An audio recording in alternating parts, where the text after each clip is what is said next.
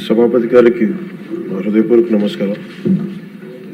గౌరవ ముఖ్యమంత్రి శ్రీ నారా చంద్రబాబు నాయుడు గారికి, గౌరవ సహచర మంత్రివర్యులకి, గౌరవ శాసనసభ్యులకి, ఆంధ్రప్రదేశ్ రాష్ట్ర ప్రజలకి నా హృదయపూర్వక నమస్కారం. ప్రత్యేక రాష్ట్ర రాజధాని కోసం పెట్టిన తీర్మానానికి మనస్ఫూర్తిగా మద్దతు తెలుపబోయే ముందు ఒకసారి ఏమేం జరిగాయి అనేది ఒకసారి వెనక్కి వెళ్ళి చూసుకుందామని తెలియజేయాలనుకున్నాను అధ్యక్ష. భాషా ప్రయుక్త రాష్ట్రాలు భారతదేశంలో ఏర్పడ్డాయంటే దానికి మూలాలు 1952 అక్టోబర్ 19వ తారీఖు నుండి అంకురం జరిగింది.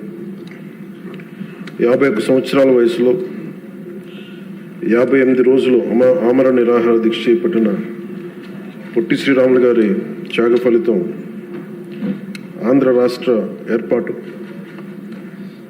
దానిని ఆధారం చేసుకొని అనేక భాషా ప్రయుక్త రాష్ట్రాలు ఏర్పడ్డాయి. మన దురదృష్టం, అప్పుడు రాష్ట్రం ఏర్పాటు అయినప్పటి నుంచి 1953 అక్టోబర్ 1 కర్నూలు రాజధాని ఏర్పడినప్పటి నుంచి ఈ రోజు దాకా ఇంకా మనం రాజధాని గురించి కొట్టుకుంటాను. ఇక్కడ ఉండాలా, అక్కడ ఉండాలా. పొలిటికల్ స్టెబిలిటీ, స్థిరత్వం ప్రజలకి చాలా చాలా అవసరం. నేనే హైదరాబాద్కి రాబోయింది అధ్యక్ష. మేము చెన్నైలో ఉన్నాము, ఫిల్మ్ ఇండస్ట్రీ అక్కడ ఉండింది. మేమందరం ఏం నమ్మామంటే ఇది మా నేల, మా తెలుగు రాష్ట్రం, మా ఆంధ్ర రాష్ట్రం. అక్కడ సొంత ఇల్లుండి, మా అన్నయ్య గారికి కానీ అందరికీ సొంత ఇల్లుండి, అక్కడి నుంచి అందరం ఉన్నాయన్నీ వదిలేసి అమ్మేసుకొని హైదరాబాద్ వచ్చిన తర్వాత కారణాలు ఏవైనా కావచ్చు కానీ ఇది నీ ఊరు కాదు, నీ రాష్ట్రం కాదు, మీరు ఇక్కడి నుంచి వెళ్ళిపో. పొలిటికల్గా వెళ్ళిపోవాలంటే ఇది కేవలం ఒక రాజకీయ నాయకుల వరకే గొడవ ఉంది, కేవలం శాసనసభ్యుల మధ్య గొడవ ఉంది అంటే అది వేరేగా చూసేవాళ్ళమే. కానీ సగటు ప్రతి ఆంధ్ర పౌరుడి మీద దాని ఫలితం, దాని ప్రభావం చూపించింది. నాకేమనిపించిందంటే ప్రత్యేకించి చిన్నప్పటి నుంచి అందరం దేశం అంటే ఇష్టం, జాతీయ భావాలు, నేషనలిజం, ఈ భావాలతో పెరిగి భాష కానీ, కులం కానీ, మతం కానీ ఇవన్నీ మనకు చాయిస్ లేవు, ఇక్కడ పుట్టామనుకుంటాం. కానీ లోపల భావం అంతా జాతీయతే ఉండేది, జాతీయ భావాలే ఉండేవి అందరు. అలాంటిది ప్రాంతీయత, ఉప ప్రాంతీయత, రీజనలిజం, సబ్ రీజనలిజం తోటి మళ్ళీ ఇక్కడికి వచ్చేటప్పటికి నాకు గుండె లోతులోంచి ఉద్వేగం, ఆవేదన కలిగి జనసేన పార్టీని స్థాపించడం జరిగింది. అలాంటి సందర్భంలో తెలంగాణ అంటే ఇక్కడ ఉన్న లోకేష్ గారు కానీ, నాదెండ్ల మనోహర్ గారు కానీ, గౌరవ మంత్రివర్యులు, సహచర మంత్రివర్యులు ఇద్దరు కూడా తెలంగాణలో పుట్టి పెరిగినారు. వాళ్ళకి లోపల వాళ్ళు ఆంధ్రాకి వచ్చారు కానీ వాళ్ళ గుండె లోపల నుంచి తెలంగాణను తీయలేం. ఇలా చాలామంది సభ్యులు ఉండొచ్చు ఇక్కడ. నేను మా నాన్నగారు నెల్లూరులో పనిచేసేవాళ్ళు కాబట్టి పుచ్చలపల్లి సుందరయ్య గారు లాంటి వాళ్ళు తెలంగాణ ఉద్యమానికి ఎలా పనిచేశారు ఇవన్నీ మేము ఇప్పుడు చిన్నప్పుడు కథలుగా వింటూ ఉండేవాళ్ళం. సో ఎప్పుడు తెలంగాణ వేరు, ఆంధ్ర వేరు ఎప్పుడు భావం లేదు, తెలుగు నేల అనుకో. కానీ లేదు, మీరు విడిపోయిన తర్వాత సహజంగా ఏం జరగాలి అధ్యక్ష? అప్పుడున్న కాంగ్రెస్ ప్రభుత్వం ఏం చేసి ఉండాల్సిందే, ఇంత నష్టం జరగబోతుంది, ఇన్ని కోట్ల మంది ప్రజలు విడిపోతున్నారు, ఇట్స్ కైండ్ ఆఫ్ పార్టీషన్. ఇలాంటి విభజన జరుగుతున్నప్పుడు ఎలా ఆలోచించి ఉండాల్సింది బాధ్యతగా. అప్పుడున్న కేంద్ర ప్రభుత్వం కానీ, కాంగ్రెస్ లెడ్ యూపీఏ కేంద్ర ప్రభుత్వం కానీ విభజించిన విధానం కానీ, అలాగే మనోహర్ గారు ఆ రోజున సభలో ఆయన సభాపతిగా ఉండి, సభాపతి స్థానంలో ఉండి ఆయన ఆధ్వర్యంలో జరిగిన అంటే మొత్తం పెట్టిన బిల్లు కూడా, the house while rejecting the AP Reorganization Bill 2013, resolves to request the Honorable President of India not to recommend the AP Reorganization Bill 2013 for introduction in the Parliament, as the bill seeks to bifurcate the state of Andhra Pradesh without any reason, basis, and without arriving at a consensus in utter regard to the linguistic and cultural homogeneity and economic and administrative viability of both the regions. The bill also completely ignores the very basis of formation of states of Andhra Pradesh, the first linguistic state created in independent India. దీంట్లో ప్రత్యేకించి మీరు చూస్తే utter disregard to the linguistic and cultural homogeneity and economic and administrative viability. ఇందాక లోకేష్ గారు చెప్తున్నప్పుడు కనీసం ఆఫీసులు కూడా లేవని ఫోటోలు చూపిస్తూ ఉంటే, నేను అప్పుడు ముఖ్యమంత్రి గారిని కలవడానికి వచ్చినప్పుడు ఆయన ఆఫీస్ చూశాను. ఏదో ఇంజనీరింగ్ ఆఫీస్లో కూర్చొని ఆయన చేసే విధానం అంటే ఆయన క్వైట్ ఆప్టిమిస్ట్ కాబట్టి, ఆయన చాలా బలమైన ఆశావాది కాబట్టి, ఇక టెంట్ వేసుకుని మనం చేద్దాం, డెవలప్మెంట్ చేద్దామన్న ముందుకు తీసుకెళ్తా ఉన్నారు. ఇలాంటి సందర్భంలో దీనికి ఒకసారి ప్రజల దృష్టికి కూడా తీసుకురావాల్సింది. అసలు భాషా ప్రయుక్త రాష్ట్రాలు కనుక పొట్టి శ్రీరాములు గారి ద్వారా జరగకుండా కనుక ఉంటే ఏం జరిగి ఉండేదనంటే, ఇది మనందరికీ చాలా చాలా అవసరం. అధ్యక్షుడు తెలుసుకోవాల్సిన, ప్రజలు కూడా తెలుసుకోవాల్సిన అవసరం అందరికీ ఉంది.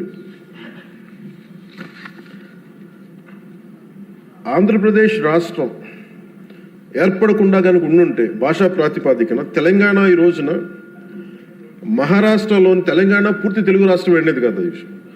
మహారాష్ట్రలోని నాందేడు, పర్బని, బీడ్, ప్రస్తుతం సంభాజీనగర్ అయిన ఔరంగాబాద్, ఉస్మానాబాద్ జిల్లాలో కొంత భాగం, కర్ణాటకలోని గుల్బర్గా, బీదర్, రాయచూరులో కొంత భాగం కలిసి ఉంది. 1956 అదే భాషా ప్రాతిపాదికన ఈరోజు కేరళ ఏర్పడింది అంటే, మద్రాస్ ప్రెసిడెన్సీ నుంచి మలబార్ జిల్లా, కాసర్గోడ్, ట్రావెన్కోర్, కొచ్చిన్తో కలిసి మళ్ళీ కేరళ రాష్ట్రం ఏర్పడింది. అలాగే ఈ రోజున మనం చెప్తున్న మైసూర్ దీని రాష్ట్రం, బళ్ళారి, కొల్లేగల్ తాలూకా, సౌత్ కెనరా కలిసి కన్నడ మాట్లాడే ప్రజలు కర్ణాటక రాష్ట్రం ఏర్పడింది. బాంబే ప్రావిన్స్, మహారాష్ట్ర, గుజరాత్ ప్రత్యేక రాష్ట్రాలుగా ఆవిర్భవించాయి. తర్వాత పంజాబ్, హర్యానా, అన్ని రాష్ట్రాలు భాషా ప్రయుక్త రాష్ట్రాలుగా మన ఆంధ్రప్రదేశ్ త్యాగంతో నలిగిపోయి ఉనికితో ఏర్పడ్డ తర్వాత తిరిగి మనకి ఒక రాష్ట్రం కావాలి, మనకి ఇది కావాలంటే ఈరోజు రాజధాని లేకుండా ఇన్ని 70 సంవత్సరాల పై, దాదాపు 68-70 సంవత్సరాలు అయినా కానీ, 6 దశాబ్దాలు దాటినా కానీ ఇంకా మనం ఒక రాజధాని లేని రాష్ట్రంగా, ఇంకా సరైన వసతులు లేని రాష్ట్రంగా, ఒక అడ్మినిస్ట్రేటివ్ సౌకర్యాలు లేని రాష్ట్రంగా, ఒక హైకోర్టు సమూలంగా బలమైన హైకోర్టు లేని రాష్ట్రంగా ఇంకా మనం కొట్టుకుంటానే ఉన్నాం. ఇది నిజంగా చాలా ఆవేదన కలిగించేది, చాలా బాధ కలిగించేది. ఒకసారి అనిపిస్తుంది అసలు భాషా ప్రయుక్త రాష్ట్రాల ఏర్పాటుకు లేకుండా ఉండి ఇంకోలా ఉండేదేమో పరిస్థితి అని. మన అన్ని రాష్ట్రాలకి దేశం మొత్తం మీద మనకి జాగ్రఫీలు మార్చి మన జాగ్రఫీని తుడిచిపెట్టేసుకుని అటు ఇటు ఇంకా ఎలా కొట్టుకుంటా ఉన్నాం. ఒక క్యాపిటల్ లేదు, ఇంకోటి లేదు. ఇవన్నీ నేను ఆలోచించే 2014లో బేషరతుగా ఎలాంటి కండిషన్స్ లేకుండా ఒకేసారి కూర్చొని నేను ఎందుకు చంద్రబాబు నాయుడు గారి నాయకత్వం తెలుగుదేశంకి మద్దతు పలికానంటే, ఇది నా దేశం మీద ఉన్న ప్రేమ, నా ఆంధ్రప్రదేశ్ నేల మీద ఉన్న గౌరవం. ఇది ఎందుకంటే ఆయన లాంటి వ్యక్తి ఒక 4 దశాబ్దాల అనుభవం ఉన్న వ్యక్తి, నాయకుడు. ఆయన లాంటి వ్యక్తి చేతిలో ఆంధ్రప్రదేశ్ ఉంటే చాలా బాగుంటుంది. వారు నిర్ణయం తీసుకున్నారు అమరావతి రాజధానిగా ఉండాలి అని. అప్పటికి మనం రింగ్ రోడ్స్ ఇవన్నీ గొడవలు చూసాం. ఎక్కడైనా సరే భూ సమీకరణ అంటే చాలా గొడవలు ఉంటాయి. అలాంటిది 32,000 33,000 పైచిలుకు ఎకరాలు తీసుకుంటున్నప్పుడు 80 to 90% చాలా సజావుగా సాగింది. అది నేను ఆ రోజుల్లో ఉన్నాను. ఉన్నప్పుడు కొన్ని పరిస్థితులు వచ్చినాయి. ఉదాహరణకి ఉద్దనరాయనిపాలెం దగ్గర చాలామంది దళిత కులాలకు చెందిన రైతాంగం వచ్చి నా దృష్టికి వచ్చి ఇట్లా మేము కూడా ఇక్కడే అంటి పెట్టుకున్నాం, మాకు కూడా కొంచెం వేతనం కొంచెం ఎక్కువ ఇప్పించండి, కొంచెం మనకి కాంపెన్సేషన్ ఎక్కువ ఇప్పించండి అంటే అది ఆ రోజున వారి దృష్టికి తీసుకెళ్ళినప్పుడు వాళ్ళకు కూడా న్యాయం చేశారు. ఇవన్నీ చేసిన తర్వాత ఎక్కడో ఒక చోట ముందుకు వెళ్తున్న పరిస్థితుల్లో 1924 ప్రభుత్వం మారింది. ప్రభుత్వం మారిన తర్వాత అసలు దాని మీద ఎంత కక్ష కట్టారంటే అంటే ఈ లోపుల్లోనే దాని మీద చాలా అభండాలు వేశారు. ఖచ్చితంగా భూమిని తీసుకుంటున్నప్పుడు కొన్ని సమస్యలు వస్తాయి అధ్యక్ష. అయిష్టత ఉన్నవాళ్ళు ఉంటారు, మొత్తం 100% సంతోషంగా ఎవరు, కానీ మెజారిటీ ప్రజలు మటుకు ఇష్టాపూర్వకంగా ఇచ్చారు. అందరూ నాలాగే నేను ఎలా అయితే వచ్చానో మన రాజకీయాల్లోకి మన ఉనికిని కోల్పోయాం, ఆంధ్రప్రదేశ్కి ఉనికి లేదు, రాజకీయ రాజధాని లేదనేది నేను అమరావతి జిల్లా సంబంధించిన రైతాంగం అందరితో మాట్లాడితే చాలా ఎక్కువ శాతం మంది మా ఇష్టం తెస్తున్నాం. ఇక్కడ మేము నేల పోగొట్టుకున్నాం, హైదరాబాద్ పోగొట్టుకున్నాం, మేము ఇస్తాం అని చెప్పి చాలామంది సంతోషంగా ఇచ్చారు. ఇందాక కేశవ్ గారు చెప్పినట్టుగా ల్యాండ్ తీసుకోవాలంటే గొడవలు వస్తాయి. అలాంటిది 30,000 పైన ఎకరాలు తీసుకుంటున్నప్పుడు ఎక్కడా కూడా ఎలాంటి ఇబ్బంది లేకుండా, గొడవలు లేకుండా, కేవలం సామరస్యపూర్వకమైన చర్చల ద్వారా అంటే ఓన్లీ ఆ చర్చలు కూడా దేనికి సంబంధించి మాకు ఎంత కాంపెన్సేషన్ ఉంటే మాకు ఎటువంటి దానివల్ల గౌరవ మంత్రి నారాయణ గారి ఆధ్వర్యంలో చాలా సానుకూలంగా సాగింది. పరిస్థితులు ఏమైనప్పటికీ 1924 మధ్యలో ప్రభుత్వం రాలేకపోయింది, ఆ రోజునున్న ఆ ప్రభుత్వం రాలేకపోయింది. వచ్చినప్పటి నుంచి అసలు ఎలాంటి గొడవలు జరిగినాయి అంటానికి చాలా మీకు ఎంత బాధ కలిగించే అంశాలంటే ఇంట్లో నుంచి బయటికి రాని ఆడవారు అసలు బయటికి రావాలంటే ఆలోచించేవాళ్ళు. అలాంటి ఆడపడుచుల మీద కష్టం, శారీరక శ్రమ తప్ప వాళ్ళ ఒంటి మీద వాళ్ళ శారీరక శ్రమ తప్ప ఇంకేమీ తెలియని వీళ్ళందరూ ఇష్టంతో పొలాలు ఇస్తే ఈరోజు ఇక్కడ రాజధాని లేదు, ఇక్కడ ఉండదు అనే గత వైసీపీ ప్రభుత్వం చేసిన దీనికి నాకు జనసేన పార్టీ కార్యాలయానికి వచ్చి ఆడపడుచులు ఎలా దెబ్బలు కొట్టారు, పోలీసులు ఎలా కొట్టారు అనేది నాకు ఇది వివరించే దృశ్యాలు అధ్యక్ష. అలాగే ఎలాగ వీళ్ళని వచ్చి ఎన్ని రకాల కష్టాలతో ఉన్నాం, మాకు ఏం చేస్తున్నారు అనేది మా జనసేన పార్టీ ఆఫీస్ దృష్టికి తీసుకొచ్చారు. ఆవిడకి ఇక్కడ చూస్తే మీకు ఆవిడ ఎలా కొట్టారు పోలీసులు అనేది ఆవిడ ఏడుస్తుంది. నేను ఇంట్లో నుంచి ఎప్పుడు బయటికి రాలేదు, నా బిడ్డల భవిష్యత్తు కోసం ఇస్తే నన్ను ఎలాంతా దారుణంగా కొట్టారు చూడండి అని చెప్పి మేము చెప్పుకోలేకపోతున్నాం, మేము కూర్చోబెట్టి ఎక్కడెక్కడ కొట్టారు మీకు చెప్పలేకపోతున్నాం అనేది ఆవిడ చాలా హృదయ విదారకంగా చెప్తుంది. ఈయన పాపం పనిచేసుకున్న రైతే, ఆయన మాకు ఎందుకు కాంపెన్సేషన్ ఇవ్వట్లేదు అని అమరావతి గురించి ఎందుకు మీరు కంటిన్యూ చేయారంటే ఆయన మీద దాడి చేసి రిపీటెడ్గా ఆయన కొట్టింది ఆయన చూపిస్తున్నారు. ఇదే చూస్తే ఇక్కడ ఈ ఆడపడుచున్నాడు.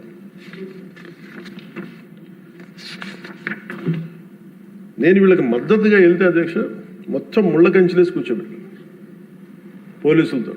ఈరోజు చూస్తున్న అమరావతి కానీ ఈరోజు చూస్తున్న ప్రాంతం కాదు, ఒక యుద్ధ వాతావరణం ఉండేది, గుబులు వాతావరణం ఉండేది. చట్టసభల్లోనే ఇందాక లోకేష్ గారు చెప్తున్నట్టుగా చట్టసభలోనే దాడులు చేసే పరిస్థితిలో ఉన్నప్పుడు ఇంకా బయట శాసనసభ్యులకే రక్షణ లేనప్పుడు, ప్రతిపక్ష నాయకులుగా ఉన్న చంద్రబాబు గారికి రక్షణ లేనప్పుడు ఇంకా సగటు రైతుకి ఏ రక్షణ ఉంటుందో మీరు ఊహించుకోగలరు. అలాంటిది మేము కూర్చోబెట్టి బయటకు వస్తే అధ్యక్ష మొత్తం ముళ్ళ కంచెలు వేసి మమ్మల్ని ఇక్కడ కూర్చోబెట్టి మీరు 15 నిమిషాలు కూర్చుంటే వెళ్ళిపోతామంటే ఇంకా నాకు విసుగొచ్చి గొడవ పెట్టుకొని మీరు వదిలితే వదలండి, లేదంటే మీరు కంచెల నుంచి ఒళ్ళు చిరిగిపోయినా ముందుకెళ్తామని చెప్పి ఆ పొలాల మధ్యలో నుంచి వెళ్తే అప్పుడు కూర్చోబెట్టి గొడవ పెట్టుకుంటే పోలీసులు వెళ్తే వాళ్ళందరూ చెప్పుకున్న బాధ అధ్యక్ష, వాళ్ళ ఏడుపుల అధ్యక్ష, పాపం ఈ రైతులు కన్నీళ్ళు చాలా ఇవన్నీ ఆవేదన కలిగించింది. ఈ అబ్బాయి అయితే ప్రత్యేకించి నోటి మాట కూడా రాదు అధ్యక్ష. ఈ అబ్బాయికి బాధ ఎలా కొట్టారో కూడా అబ్బాయి చెప్పలు. ఈ అబ్బాయి వీళ్ళందరూ కూడా దళిత కులాలకు చెందిన కులాలు అధ్యక్ష. ఈ అబ్బాయికి మాట కూడా రాదు, ఏడుస్తా అంటే ఏం చెప్పాలో తెలియట్లా, భాష లేదు ఆ భావానికి, ఆ ఏడుపుకి, ఆ వేదనకి భాష లేదు. ఆ సైగలతోటి ఆ రాని వచ్చిన ఒక మోగ గొంతుతోటి మాట్లాడుతుంటే నా గుండె కరిగిపోయింది. రైతాంగం అందరూ వచ్చి మమ్మల్ని రిపీటెడ్గా మాకు హెల్ప్ చేయండి, మీరు నిలబడాలంటే ఇవన్నీ కూడా నేను అప్పుడు మేము అలయన్స్లో ఉన్న భారతీయ జనతా పార్టీ కేంద్ర నాయకత్వం దృష్టికి తీసుకెళ్ళి ఆ రోజున జనసేన పార్టీ నుంచి చాలా బలంగా నిర్ణయం తీసుకున్నాం. ఆంధ్రప్రదేశ్కి ఉండేది ఒకే ఒక రాజధాని, అది అమరావతి అవుతుంది. అది మేము చాలా క్లియర్ కట్గా మేము చాలా బలంగా తీసుకున్నాం అధ్యక్షుడు. ఇది తీసుకున్న తర్వాత మాకు అక్కడి నుంచి 3 రాజధానులు అంటే సమస్యని పరిష్కరించకపోగా జటిలం చేశారు వీళ్ళందరూ. మేము అలయన్స్కి ప్రత్యేకించి మేము పెట్టుకుంది ఆంధ్రప్రదేశ్కి ఒక్కటే ఏక రాజధాని ఉంటుంది, దాన్ని ముందుకు తీసుకెళ్తాం. అదే కమిట్మెంట్తో వచ్చాం అధ్యక్ష. ప్రజలు దాన్ని అర్థం చేసుకున్నారు. మనస్ఫూర్తిగా దీనికి 164 సభ్యులతోటి ఎన్డీఏ కూటమిని గెలిపించారు. ఈ రోజున మేము ఆ మాట నిలబెట్టుకునే భాగంలో ఒక అడుగు, బలమైన అడుగు పాదముద్ర పడింది అధ్యక్ష. ఇది చట్టసభల్లో ఇచ్చే మాట జస్ట్ ఒక సింపుల్ ప్రామిస్ కాదు, ఏదో చేస్తాం అలా కాదు. చట్టసభలో ఇచ్చే మాట ఇట్స్ కమిట్మెంట్, అంటే వాగ్దానం అధ్యక్ష. ఏదో ఇచ్చాం కదా మాట అలా కదా, ఇది వాగ్దానం అనే పదమే వాడతాం. వాగ్దానం అంటే మేము కష్ట నష్టాలు వచ్చిన commitment is what transforms a promise into a reality. This is what set by Lincoln. Commitment ఉన్న చోట కన్సిస్టెన్సీ ఉంటుంది. అందుకే మేము ఈ రోజున ఎన్డీఏ కూటమి ప్రభుత్వం చంద్రబాబు గారి నాయకత్వంలో we are committing, we have committed, we will make sure this is only going to be the capital of state of Andhra Pradesh. We will take it forward.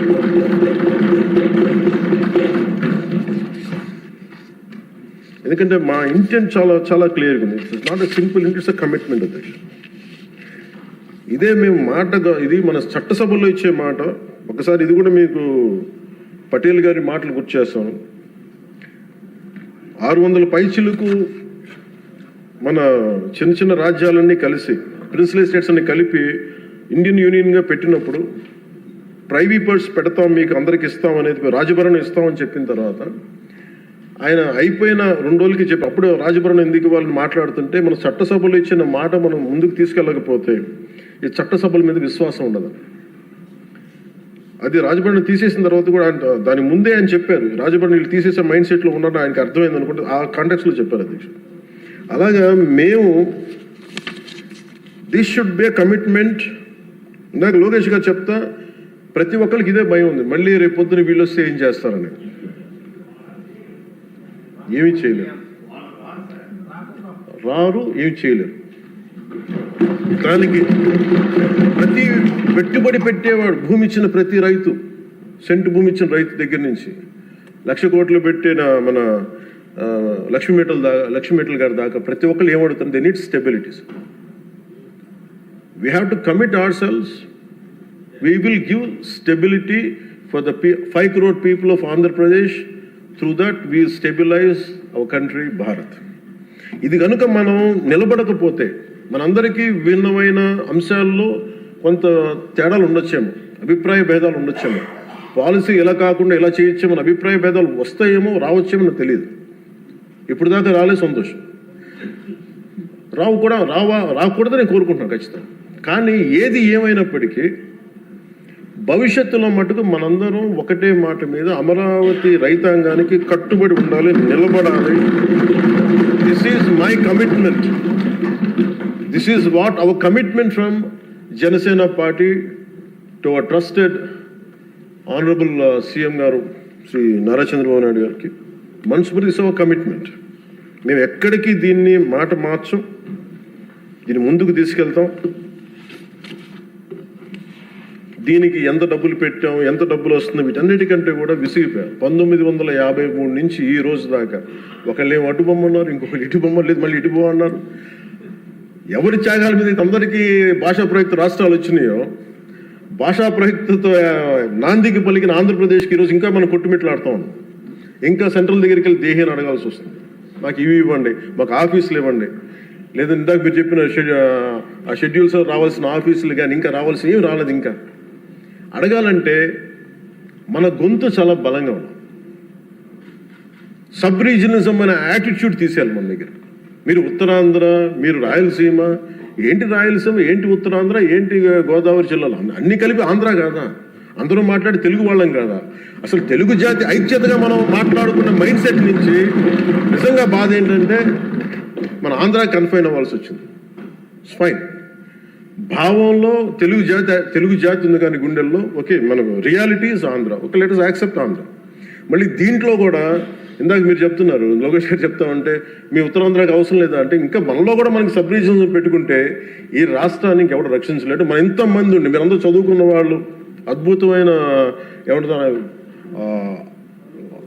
అనుభవం ఉన్నవాళ్ళు, మీరు కూడా మీరు కూర్చోబెట్టి దీన్ని బలంగా ప్రజల దగ్గర తీసుకెళ్ళిపోయి ఇదంతా మంది ఒకటే నేల, ఒకటే రాష్ట్రం, ఒకటే భాష, ఒకటే జాతిని మనం బలంగా బల్లగుద్ది చెప్పకపోతే గెలుపు ఎక్కడ ఉంటుందంటే మన బలహీనత వాళ్ళ గెలుపు. అది గుర్తుపెట్టు, మన బలహీనత, మన అనైక్యత.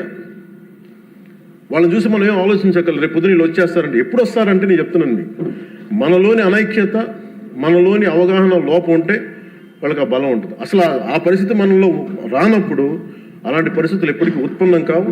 స్టెబిలిటీ ఫర్ దిస్, ఒక జనరేషన్ స్టెబిలిటీ ఇవ్వాలి మన Andhra Pradesh. I'm committing for that. ఒక generation stability 25 to 32 years stability ఆంధ్రప్రదేశ్కి ఇవ్వాల్సిన అవసరం ఉంది. ఇది ఈ రోజున ఇక్కడ ఉన్న వాళ్ళు ఎవరు కూడా అధ్యక్ష, ఎవరికి డబ్బులు అవసరం లేదు, ఎవరి పనులు వాళ్ళకు ఉన్నాయి, ఎవరి జీవితాలు వాళ్ళకు ఉన్నాయి, ఎవరు వ్యాపారాలు వాళ్ళకు ఉన్నాయి. నా ఫిల్మ్ యాక్టింగ్ కెరీర్ ఉంది, నాకు ఇవన్నీ నాకు దీంట్లో నాకు లబ్ధి పొందేది నాకేం అవసరం లేదు. కానీ నా భవిష్యత్తు ఒక్కసారి స్టెబిలైజ్ అయిన తర్వాత మేము తెలంగాణ నుంచి తిరిగి ఇది మీకు సంబంధం లేదని అనుకున్నప్పుడు ఈ బాధ ఇంకెవరికి రాకూడదని అనుకున్నాం అధ్యక్ష. స్టెబిలిటీ పోగొట్టుకు డీస్టెబిలైజ్ అవ్వకూడదని ఒక వేదంతో ఈ రోజున అన్నీ వదులుకొని, తిట్లు తిని, ఇంట్లో ఆడబిడ్డలను తిట్టించుకొని, ఇంట్లో నా భార్యని తిట్టి, బూతులు తిట్టి, ఇంతమంది అందరి మీద కేసులు, మనం పార్టీ వ్యక్తుల మీద కేసులు పెట్టి, అటెంప్ట్ టు మర్డర్ కేసులు పెట్టించుకొని, ఇవన్నీ చేయాల్సిన అవసరం లేదు. కానీ ఎందుకు చేస్తున్నాం అంటే we want to make sure criminalization into politics can not be tolerated, will never be tolerated. మీ చట్టసభల్లోనే కూర్చొని మేము దాడులు చేస్తాం, ఇష్టారాజ్యంగా కొడతామంటే మేము కూర్చోబెట్టి కామ్గా ఉండే వ్యక్తులు అయితే కాదు. మనందరం ఇవ్వాల్సింది కూడా చాలా బలంగా, we are here to give solid stability for Andhra Pradesh. తద్వారా పెట్టుబడులు చాలా బలంగా వస్తాయి. అది నేను ఆంధ్రప్రదేశ్ ప్రజలకి ఈ సభాముఖంగా సభాపతి గారి ద్వారా నేను చెప్పదలుచుకున్నాను. చంద్రబాబు నాయుడు గారి దగ్గర నేను ఒకటే చూశాను అధ్యక్ష. నేను ఎక్కడ చెన్నై నుంచి వచ్చాను, నేను హైదరాబాద్కి ఎర్లీ 90s వచ్చాను. 90s వచ్చినప్పుడు నాకు పుస్తకాలు చదివేటప్పుడు నాకు లీ క్వాన్ యూ గురించి తెలుసు. Founder president city state of Singapore. మేము చూస్తుండగా హైదరాబాద్ రూపురేఖలు మారిపోవడం నేను ప్రత్యక్షంగా చూశాను. మేము తిరిగిన మాదాపూర్ కొండల్లో కానీ, లేదంటే ట్రెక్కింగ్కి వెళ్ళిన కొండల్లో కానీ అసలు ఏమీ రాదు, ఏం జరగదని, ఈ కొండలు రూపురేఖలు మారిపోతాయా అనేది చాలా ఆశ్చర్యంగా అనిపిస్తాయి. మేము చూస్తుండగా రోడ్లు వెడల్పోయినాయి. అసలు ఇంత రోడ్లు జనం లేరు కదా, ఇంత రోడ్లు దేనికి అనుకునేవాళ్ళం. అంటే 4 కార్లే కదా, 10 కార్లు వెళ్తాయి. బట్ ఆయన అందరినీ అప్పుడు పేపర్లు బాగా చదువుతుంటే మాకు అర్థమేది. ఆయన అందరూ అంటూ ఉండేవాళ్ళు మాటలు, ఏంటి వరల్డ్ బ్యాంకుతో కుమ్మక్కైపోయి చేశారంటే అది ఈజీగా ఉంటుంది ఆ మాట అనేయటం. కానీ దాని విలువ ఈ జనరేషన్ అనుభవిస్తుంది. ఒక పొలిటికల్ లీడర్ నెక్స్ట్ ఎలక్షన్స్ గురించి ఆలోచిస్తారు. ఒక విజనరీ ఉన్న నాయకుడు వచ్చి తరం కోసం ఆలోచిస్తారు.